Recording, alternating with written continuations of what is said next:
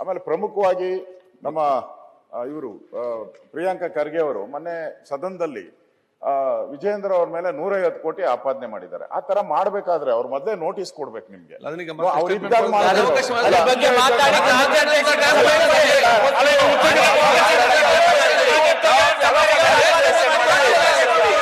ಸದನದ ಚರ್ಚೆಯಲ್ಲಿ ಮಾತಾಡುವ ವಿಚಾರ ಮಾತಾಡಿದ್ದಾರೆ. ಚರ್ಚೆ ಮಾಡೋ ಸಂದರ್ಭದಲ್ಲಿ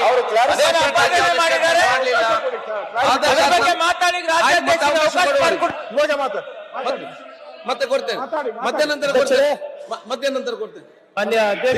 ಕರ್ನಾಟಕ ಚರ್ಚೆ ಮಾನ್ಯ ಮುಖ್ಯಮಂತ್ರಿಗೆ ಪ್ರಿಯಾಂಕಾ ಖರ್ಗೆ ಬಹಳ ಸಂತೋಷ ಇದೆ. ವಿರೋಧ ಪಕ್ಷದ ನಾಯಕರಿಗೆ ಗಮನ ಹೇಳ್ತೀನಿ. ನಾನು ಅಲೇಜ್ ಮಾಡಿದ್ದೀನಿ ಅಂತ ಹೇಳಿದ್ರು, ನಾನು ಅಲೇಜ್ ಮಾಡಿಲ್ಲ. ಪತ್ರಿಕೆನಲ್ಲಿ ಏನ್ ಬಂದಿತ್ತು ಅದನ್ನೇ ಉಲ್ಲೇಖ ಹೇಳಿರೋದೇ ಹೊರಗೆ.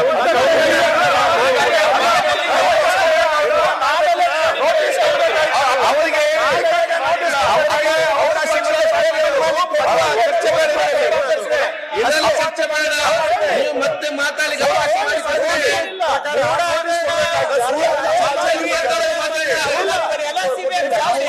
ಚರ್ಚೆಯಲ್ಲಿ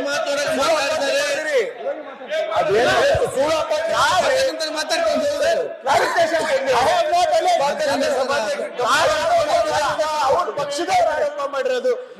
ಈಗ ತಪ್ಪು ಸಂದೇಶ ಹೋಗ್ಬಾರ್ದಲ್ಲ ಸರ್. ಅವರು ರೂಲ್ ಪ್ರಕಾರ ಮಾಹಿತಿ ಇದೆ.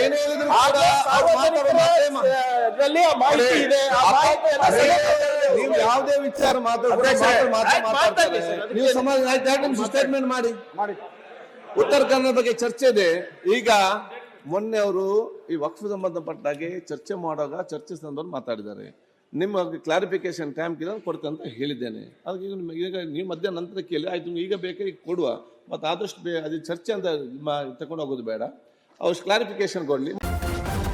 ನ್ಯೂಸ್ ಫಸ್ಟ್ ನಿರ್ಭೀತಿಯಿಂದ ನಿಮ್ಮ ಪರವಾಗಿ.